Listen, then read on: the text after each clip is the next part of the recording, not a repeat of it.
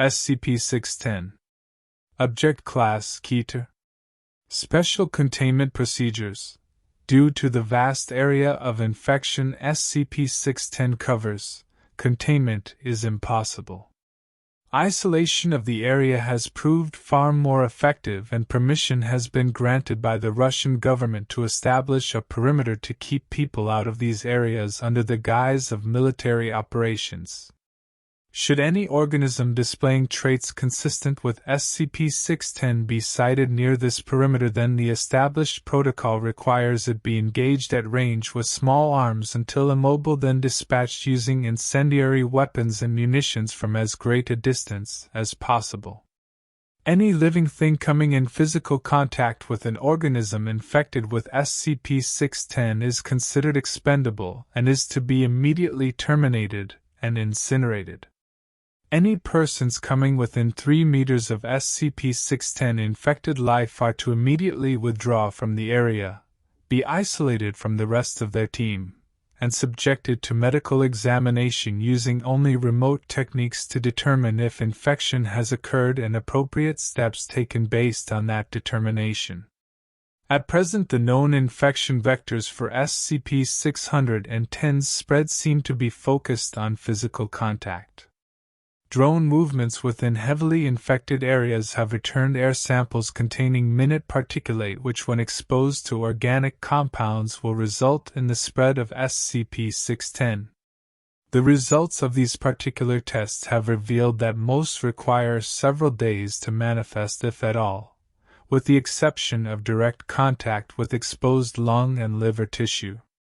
These particular tests show a rapid rate of growth which requires incineration of the testing environment no more than 24 hours after initial exposure, with even a 2-hour mishap risking a compromised facility event.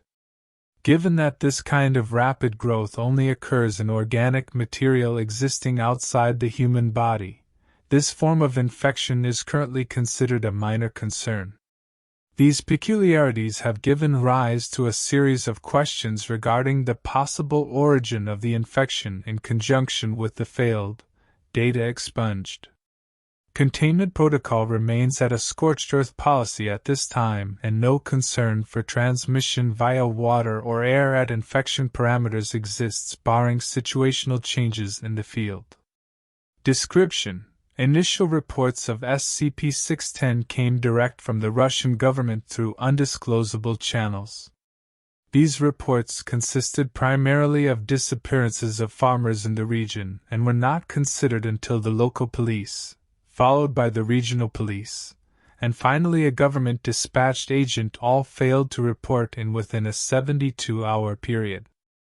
A small military contingent was dispatched to the area and quickly withdrew, at which point the Foundation was contacted to investigate. The area SCP-610 affects is close to Lake Baikal in southern Siberia. Areas of known infection are marked on a map provided to us here. Containment perimeters are marked in blue surrounding these infection areas, and as of present no further locations have been identified. Incursions into the perimeter must be reported prior to conducting, confirmed during exploration, and debriefed on immediately following return. SCP-610 appears to be a contagious skin disease at first, with symptoms including rash, itching, and increased skin sensitivity. Within 3 hours the disease will cause blemishes resembling heavy scar tissue to form in the chest and arm areas, spreading to the legs and back within an additional hour, consuming the victim completely within 5 hours. Exposure to higher temperatures vastly decreases the time for the contagion to spread, and complete infections have been recorded occurring in as little as 5 minutes. After the completion of the infection occurs, the victim's life functions will cease for approximately 3 minutes, after which time they will restart at 2 to 3 times the activity rate of a normal human. Following this, the scar tissue on the victims will start to move of its own accord and grow at a rapid rate. Normal human features start to disappear at this point under the infection, and the path of mutation appears to be largely random. Subjects observed in this stage of infection have been recorded as growing 3 or more limbs of a type such as arms or legs. The head may become misshapen and elongate or widen out, and parts of the subject may split open from which additional branches of flesh will grow. The duration of this stage of infection is unknown, and not all subjects appear to progress to the later stages. Under unknown conditions, an infected individual will cease moving and place itself in a location it deems suitable where it roots itself. The fleshy growth on the victim will then begin to spread itself across all surrounding objects and consume them. Such objects do not spread the infection as living creatures do, however, and the effect of prolonged contact with these objects is recorded later in this document. It is assumed that this behavior is to create an area hospitable to continued growth of the other infected. Observation of life infected by SCP-610 by staff is impossible. Those infected with the disease immediately seek out aid as natural human impulse, resulting in unintended infections. Those infected pass the scar tissue phase actively and aggressively attempt to infect anyone approaching them within an undefined area.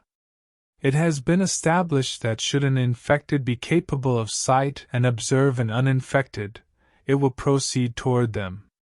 If the infected has lost the ability of sight, a range of approximately 30 meters is considered safe. Observation of SCP-610 infected settlements has been established using artificial methods such as remote robots. The data returned from these observations, coupled with the openly aggressive nature of the infected to attempt to spread SCP-610, has resulted in the Keter classification. However, so long as nothing is allowed to enter or leave the infected areas, it is considered a neutralized threat.